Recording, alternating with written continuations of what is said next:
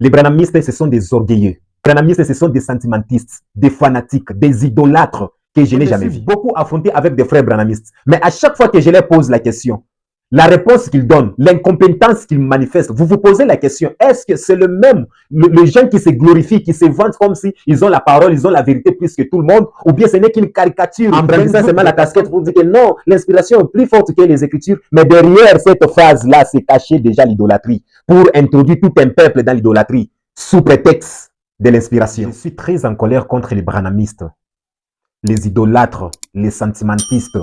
Vous êtes des fanatiques. On en a marre de vous maintenant. Parce que des choses qui se passent aujourd'hui, ce n'est pas normal. On commence maintenant à se remettre en question. Tous les frères du message, venez d'abord, asseyez-vous, on va parler. Et surtout, je parle aux branhamistes. Aujourd'hui, il y a d'abord des divisions entre vous. Parce que vous ne parvenez pas à vous comprendre par rapport aux certains points doctrinaux. Il y a un peu de division entre vous. Mais néanmoins, j'aimerais parler aux branhamistes, aux idolâtres, les fanatiques, les sentimentistes. Et c'est à vous que j'aimerais parler parce que des choses que vous faites, on commence maintenant à se remettre en question. Tellement que vous êtes emporté par l'ambiance, vous êtes emporté par les sentiments, jusqu'au point où vous ne parvenez plus à discerner la vérité. Donc, tout ce qu'on vous dit, pour vous, c'est oui et amen. Vous n'avez pas le temps de vérifier dans les Écritures pour savoir ce qui se passe. Combien de fois j'ai fait appel aux frères branhamistes pour que nous ayons un plateau spécial afin que nous puissions parler sur certains points. Là où vous avez failli. Les branhamistes, ce sont des orgueilleux. Les branhamistes, ce sont des sentimentistes, des fanatiques, des idolâtres que je n'ai jamais vu. Dans les années antérieures, quand catholiques présentaient Marie, brandissaient beaucoup Marie que Jésus, on disait que non, les catholiques, les calotins, ce sont des idolâtres et tout ça, on injuriait, on parlait. Maintenant, aujourd'hui, on ne savait pas que derrière l'inspiration, c'est caché aussi l'idolâtrie. Tellement que vous êtes envoûtés, emportés par les sentiments, par l'idolâtrie, par le fanatisme, jusqu'au point où vous ne parvenez plus à discerner les Écritures. Oui, c'est la vérité. Oui, c'est la vérité. Un branhamiste sans brochure, il ne prêchera jamais. Pour que tu puisses bien prêcher, il te faut une brochure. Vous faites la honte même du prophète. Vous faites la honte de cet homme de Dieu qui a été envoyé par Dieu. Là où il est, moi je pense qu'il plaire parce qu'il s'est dit, est-ce que c'est ça le message que j'ai enseigné ou bien il y a un vent nouveau qui est venu pour commencer à brandir Branham plus que Jésus. Et puis après, si on vous dit que non, l'inspiration n'est pas plus forte que les Écritures, vous commencez à injurier, vous commencez à saboter. Je suis en train de voir dans les réseaux sociaux beaucoup de commentaires, beaucoup de bêtises. Et ce sont des frères qui ont écrit ça. Donc, si je comprends bien, vous êtes même prêt à vous affronter par les coups. Parce qu'on a touché à votre frère, parce qu'on a touché au mensonge de votre frère. Malgré que oui, ça fait plus de 35 ans plus tard. Peut-être que personne n'a tiré attention. Qui ne connaît pas que toute écriture est inspirée de Dieu? Qui ne sait pas qu'avant que l'écriture existe, c'est l'inspiration qui a commencé avant? Qui ne sait pas ça? Tout le monde le sait. Mais néanmoins, là où il y a les problèmes, là où on insiste beaucoup, c'est parce qu'on s'est rendu compte qu'en utilisant la phrase pour dire que l'inspiration est plus forte que les Écritures, derrière cette phrase, c'est caché l'idolâtrie. C'est là où nous nous basons, c'est là où il y a les problèmes, c'est là où nous sommes en train d'insister. Nous savons bien sûr que toute écriture a été inspirée de Dieu. Avant que l'écriture existe, c'est l'inspiration qui a commencé. Nous savons ça. Mais derrière cette phrase-là, nous nous sommes rendus compte qu'il y avait l'idolâtrie qui était cachée. Donc, vous nous coupez la respiration, on ne sait plus. Normalement, vous voulez dire quoi par là? Normalement, vous voulez dire quoi par là? Lui-même, Branham, il est le prophète. Lui-même, Branham, il est le Messie. Lui-même, Branham, il est le Saint-Esprit. Lui-même, Branham, il est Dieu. Lui-même, Branham, il est le Créateur. Lui-même, Branham, il est tout, le 7e ange, toujours lui-même. Donc, je comprends que c'est la confusion totale. Je me suis beaucoup affronté avec des frères branhamistes. Mais à chaque fois que je leur pose la question, la réponse qu'ils donnent, l'incompétence qu'ils manifestent, vous vous posez la question, est-ce que c'est le même, les gens qui se glorifient, qui se vantent comme si ils ont la parole, ils ont la vérité plus que tout le monde, ou bien ce n'est qu'une caricature d'un groupe de personnes?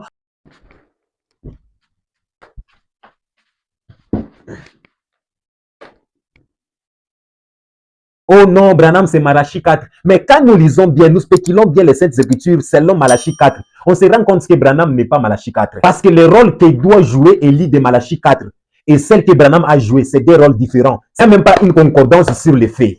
Daniel chapitre 9, la vision de Daniel. Après que les rois soient retranchés, il n'aura pas de successeur. Est-ce que vous ne lisez pas ça? Mais aujourd'hui, nous avons un successeur de Jésus. Et même ce qui est grave, c'est de brandir encore le successeur plus que son prédécesseur. Non, nous devons nous dire la vérité. On ne savait pas que derrière l'inspiration, qui est plus forte que les Écritures, c'est caché « J'aime Branham plus que Jésus ». Branham est Dieu. Il faut baptiser les gens au nom de Branham. Si tu ne crois pas en Branham et à son message, tu es perdu. C'est écrit où? Quelle écriture? Sur base de quelle écriture? Même Branham lui-même, il est étonné de ce que vous faites de lui. Jésus a fini sa course dans la chair de Branham. Ça, c'est quelle abomination? Écoutez bien, j'insiste encore, si Jésus n'avait pas fini sa course, alors toute la Bible est le mensonge. Vous ne savez pas que dans les inspirations, il y a aussi les sentiments qui montent. Moi, je ne vois pas les inspirations. Moi, je vois des sentiments qui montent du haut de la chair.